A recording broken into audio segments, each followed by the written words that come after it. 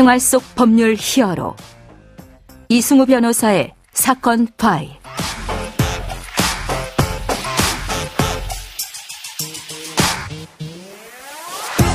안녕하세요. 사건 파일 이승우 변호사입니다. 각종 사건 사고에서 여러분을 구해드리겠습니다. 오늘 열어볼 사건 파일은 디지털 포렌식 관련 사건입니다.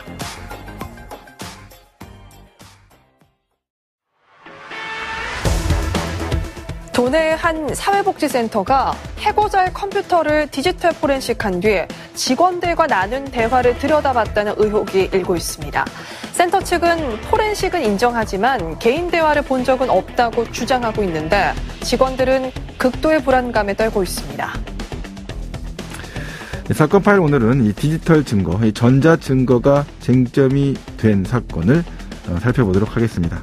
이 법무법인 법승 형사법 전문 변호사 박기태 변호사와 함께 알아보겠습니다. 안녕하세요, 변호사님. 예, 안녕하세요. 네. 자, 오늘은 사건 바로 들어가 볼까요? 예. 어떤 사건이었습니까? 예, 유흥주점 사건이라고 하는데요. 네네. 이 피고인들이 유흥주점을 운영해서 영업부장을 영입해서 손님을 모집했습니다. 고객들이 신용카드랑 현금으로 결제를 하는데 네네. 현금 매출 부분은 기록을 안 한 겁니다. 누락시켰군요. 네. 이렇게 조세를 포탈하는 건 굉장히 흔한 사례잖아요. 그렇죠. 그런데 조세 포탈된 부분이 2012년부터 15년까지 3년간 86억 원이 넘었습니다. 네네. 그래서 제1심 항소심 법원이 유흥업소 실제 업주에게 징역 3년과 벌금 90억 원을 선고했습니다. 네. 그런데 대법원에서는 여기에 쓰인 핵심 증거가 위법 수집 증거여서 증거 능력이 없다. 이런 이유로 파기환송이 됐던 사건입니다. 아니, 어쩌다 이런 일이 터졌습니까?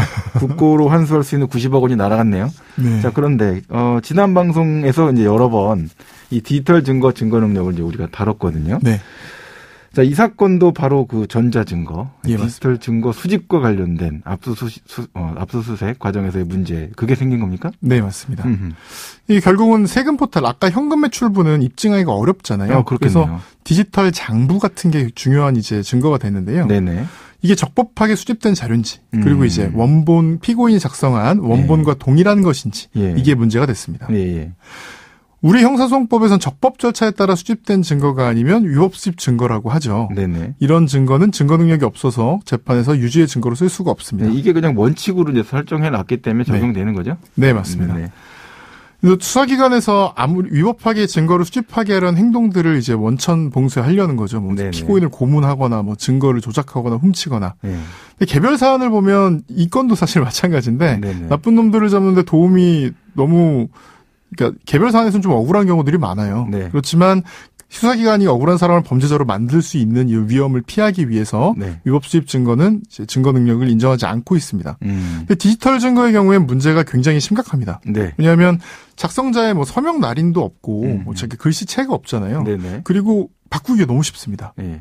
그래서 어떤 파일이 원본인지 이게 완벽하게 증명하기가 어렵고요. 네네. 그래서 복사한 사본의 경우에는 또 이 복사 과정에서 편집하기도 하고 네네. 그래서 증명하기가 굉장히 어렵습니다. 그래서 이 증거 능력을 인정하기 위해서는 이런 완벽한 같은 파일임이 인정이 돼야 됩니다. 네네. 그리고 이 파일을 입수하는 과정, 원본과 동일한지 여부 이런 게 완벽하게 적법해야 됩니다. 네네.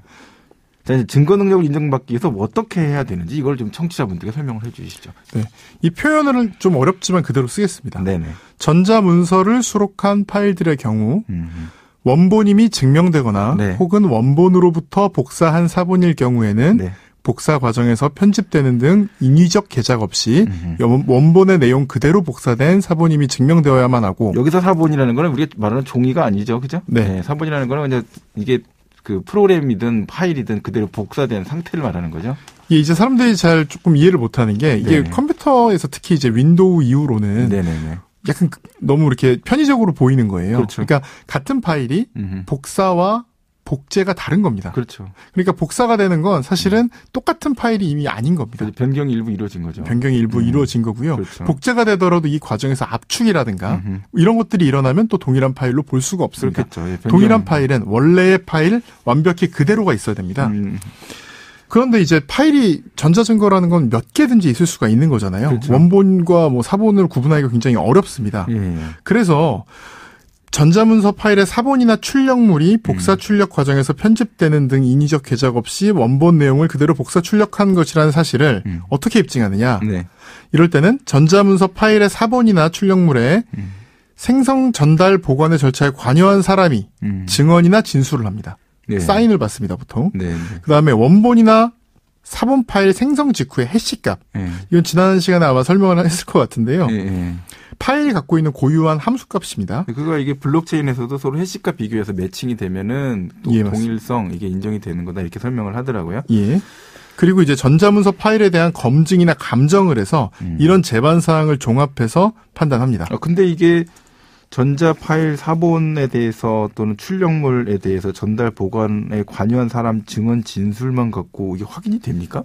그게 참 이 지금 판례의 핵심이 그거죠. 그 말은 좀 약간 이상한 부분이 있긴 한데요. 왜냐하면 보이지도 않는 거를 내가 전달했다고 뭐라 할 게 있겠어요?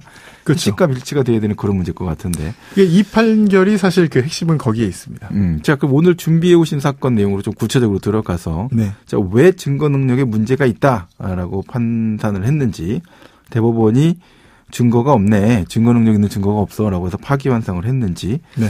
어떻게 증거 수집을 했길래 이런 문제가 발생했는지, 네. 90억짜리 벌금이 사라진 이 내용에 대해서 한번 알아보죠.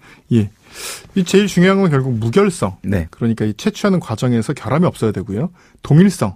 동일해야 됩니다. 네. 동일하다는 게 충분히 입증이 돼야 되는 증거 능력이 인정이 됩니다. 네. 그런데 이 사건에서 어떻게 했냐면요.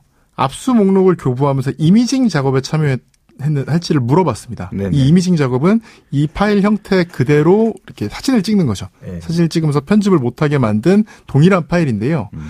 여기서 피고인이 나는 안 할래 이렇게 얘기를 하고 네. 이 직원으로 문서를 만든 사람만 참여하게 했습니다. 네네. 나중에 피고인이 압수수색 절차에 본인이 참여하지 않은 것도 문제다. 그다음에 이미징 파일을 왜 검찰에서 뭐 내부적으로 이렇게 만들려면 뭐 다시 복제를 한다거나 출력을 하다거나 이런 절차가 있잖아요. 네네. 이 절차에 본인이 모두 참여해야 되는데 모두 참여하지 않은 건 위법이다 이렇게 얘기를 했거든요. 예. 근데 그거에 대해서는 배척을 했습니다. 예. 그러니까 뭐 참여권 거의 포기한 거라서 쉽지 않을 것 같다 생각은 들긴 합니다. 그리고 초반에 채취할 때만 정확히 입증이 되고 그다음에 해시값 등으로 증명만 된다면 그 뒤에 검찰 내부에서 뭐 이렇게 가져가려면 옮기고 이래야 될 거 아닙니까? 그 출력을 이런 과정까지 모두 참여할 필요는 없다. 이렇게 이제 한 거고요.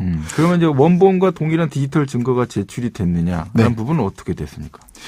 이게 검찰이 이 문제 파일이 USB에 들어 있었는데요. 네네. 이 USB를 먼저 살폈습니다. 예. 그리고 범죄 혐의랑 관련 있는 정보가 발견되자 이게 USB 전체가 아니라 관련 있는 걸로 보이는 파일에 대해서만 이미징 작업을 해서 CD로 만들었습니다. 네네.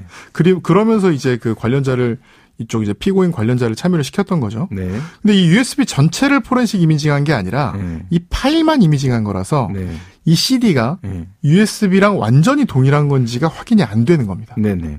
사실은 같은 걸 확률이 훨씬 엄청 높겠죠. 네. 그렇지만 완벽하지는 않다는 거고요. 완벽성을 지금 찾아야 된다 이런 얘기인 거잖아요. 네, 그렇죠. 네. 그다음에 두 번째로는 검찰이 사건 목록 파일을 제출했어요. 예. 근데 여기 한 4,500개 파일이 들어있었거든요. 네네. 그런데 CD 파일하고 목록 파일을 비교를 했더니 4,500개 중에 한 4,400개 이상은 동일한데 20개 정도가 파일명과 해시값이 일치를 하지 않았습니다.